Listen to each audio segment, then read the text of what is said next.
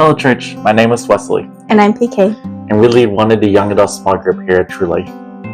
So the theme for this past week was We're Connected to Grow Together. And one of the things that we were able to share with our small group this past week was the idea that bitterness and unforgiveness are some of the easiest ways to kill intimacy in the church, in your small group, in your personal relationships, and especially in your marriage. To overcome that, we need the three things that Pastor Rick Warren talked about in the video this past week. And those things are patience, truthfulness, and forgiveness. Patience in the sense that we must be gentle in our response to people, and we must first choose to listen instead of speaking. Truthfulness in the sense that we must be honest with ourselves and honest with others, especially when we've been hurt and when they've hurt us, instead of sweeping it under the rug and hoping that time will heal. Because honestly, time doesn't heal these things.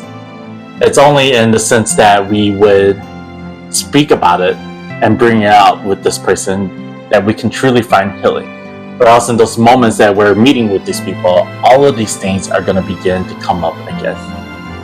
And forgiveness in the sense that we must humble ourselves and be reminded that God has forgiven us, even in the deepest and darkest parts of our lives, that God first chose to love us and forgave us.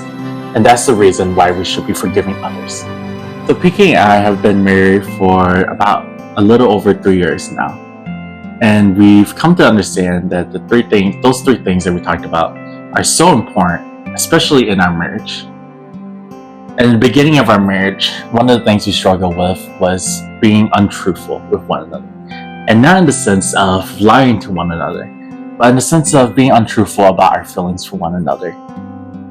When we got angry and upset, instead of coming out and saying, hey, this is how I feel, or this is what I'm thinking, we were hiding things. One, because we were scared to hurt the other person with how we were feeling. Two, because we were hurt ourselves and we didn't want to unveil those things. And so that was a big part of what led to a lot of our marriage issues at the beginning, especially in our first year and even during the beginning stages of our dating. What we learned over the last 3 years was the idea that we need to be truthful. Instead of hiding things under that rug and hiding things away in a closet, we need to be open with these things because we've chosen to live with one another. We've chosen to do life and commit to one another. And so we've become more truthful. We've opened up about ourselves, especially after arguments. We'll come together and we'll say, hey, this is what we're feeling. This is what we're thinking. This is what I'm thinking. And how do we go from here? How do I need to forgive you? And how should you forgive me? And how do we reconcile this?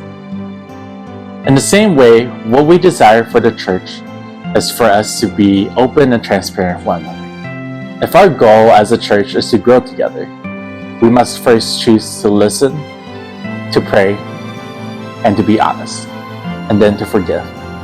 Remember, we're on the same team. God's team.